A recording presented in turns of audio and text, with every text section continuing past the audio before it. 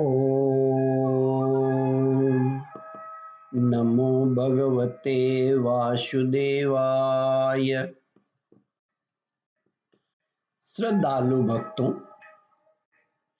श्रीमद् भागवत महापुराण के द्वितीय स्कंद के 7वें अध्याय के अंतर्गत भगवान के लीला अवतारों की कथा का वर्णन है।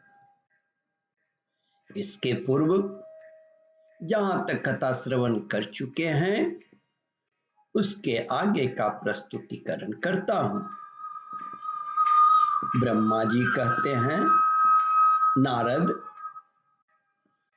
जब संसार में ब्राह्मण द्रोही आर्या मर्यादा के उल्लंघन करने वाले नारकीय क्षत्रिय अपने नाश के लिए ही दैववश बढ़ जाते हैं और पृथ्वी के कांटे बन जाते हैं, तब भगवान महापराक्रमी परशुराम के रूप में अवतीर्ण होकर अपनी तीखी धार वाले फरसे से 21 बार उनका संहार करते हैं। मायापति भगवान हम पर अनुग्रह करने के लिए अपनी कलाओं भरत, शत्रुघ्न और लक्ष्मण के साथ श्री राम के रूप में इक्ष्वाकु के वंश में अवतीर्ण होते हैं। इस अवतार में अपने पिता की आज्ञा का पालन करने के लिए अपनी पत्नी और भाई के साथ वे वन में निवास करते हैं। उसी समय उनसे विरोध करके रावण उनके हाथों मरता है। त्रिपुर विमानों को जलाने के लिए उद्धत शंकर के समान जिस समय भगवान राम शत्रु की नगरी लंका को भस्म करने के लिए समुद्र तट पर पहुंचे हैं, उस समय सीता के वियोग से उनके कारण बढ़ी हुई क्रोधाग्नि से उनकी आंखें इतनी लाल हो जाती हैं कि उनकी दृष्टि से ही समुद्र के मगरमच्छ, सांप और ग्रह आदि जीव जलने लगते हैं और भय से थर-थर कांपता हुआ समुद्र झटपट उन्हें मार्ग दे देता है।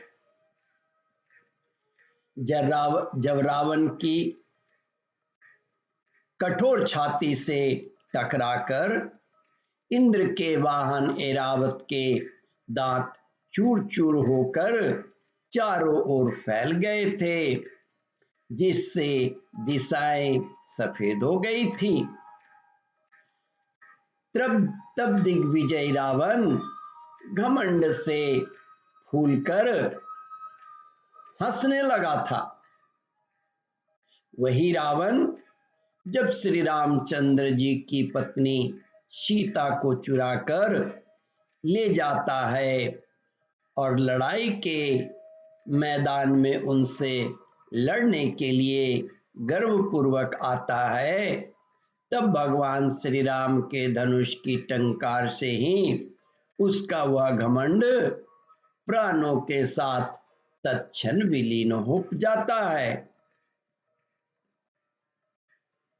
जिस समय झुंड के झुंड दैत्य पृथ्वी को रौंद डालेंगे, उस समय उसका भार उतारने के लिए भगवान अपने सफेद और काले केश से बलराम और श्री कृष्ण के रूप में अवतार ग्रहण करेंगे। यहाँ पर काले केश और सफेद केश के वर्णन है। केशों के अवतार कहने का अभिप्राय यह है कि पृथ्वी का भार उतारने के लिए तो भगवान का एक केश ही काफी है, इसके अतिरिक्त श्री बलराम जी और कृष्ण के वर्णों की सूचना देने के लिए भी उन्हें क्रमशः सफेद और काले केशों का अवतार कहा गया है। वस्तुतः श्री कृष्ण तो पूर्ण पुरुष स्वयं भगवान हैं। कृष्णस्तु भगवान स्वयं,